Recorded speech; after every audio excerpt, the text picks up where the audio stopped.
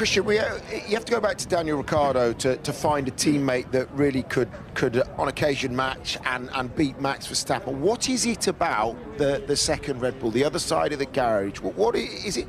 Max seems to be able to drive round it at the moment. For example, he said in that session, the car's flexing. What did he mean by that? And what is the problem with the second car?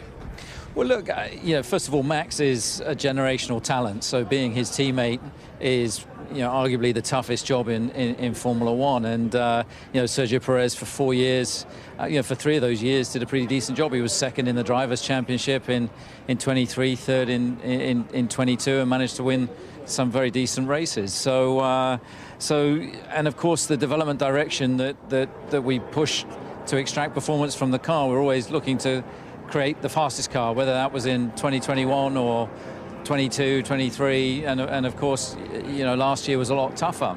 But Max is very clear what he wants from the car, and of course, that will always give you a stronger return if we can give him what he's looking for.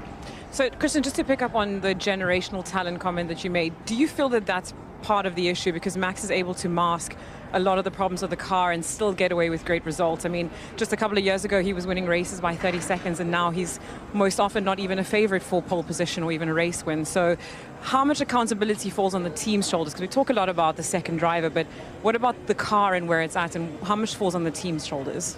Well, of course, it's always a combination of car and driver, and we know that Max is, he's the reigning 4-time world champion. We know that there's not a better driver, in Formula One, and these things always have to work in harmony. A driver cannot do it on their own. A team cannot do it without a driver. The two things have to come together, and of course you have to work hard at it. And as a team, we know we've got performance to find, but it's only as a team collectively that you find that performance. And Max is, he's working hard, very hard behind the scenes, putting in the hours on the sim with the engineers, and a lot of work going in to try and make sure that we can really take the fight to the McLarens this season. Well, to carry on that, it's great to have two drivers that can be quick, develop a car, but if their driving style is miles apart, then it doesn't work.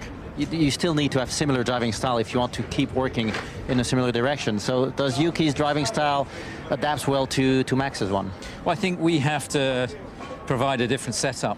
There's Max's ability to extract lap time from the car is unique, and I think that we haven't seen another driver able to do that in the way that Max is able to, and so therefore I think you need to give almost a calmer car to whoever is the partner driver, to give a more settled and predictable feel.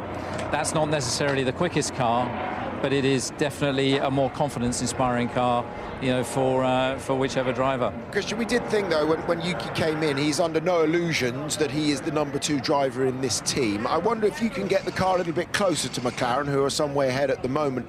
Is it advantageous to you to have that solid number 1 and 2 combo, as opposed to someone like McLaren and Ferrari, who have 2 number 1 drivers potentially? Well, look, I think our rules of engagement are very clear. Max is the lead driver, and Yuki's job is to support him as best as he can to retain that Drivers' Championship. Now, the performance that he's just put in that last session is exactly where we want him to be up there, able to support Max. And our advantage is that we're very clear in that strategy. Of course, McLaren have got 2 drivers fighting for a championship. They'll be taking points theoretically off each other. Ferrari the same. So in a very tight battle, sometimes you've got to back your horse. Just a final one on Dr. Marco's comments about, actually, it was Adrian Newey, when he was at the team, that had the red flag up for Yuki. Is there any truth in those?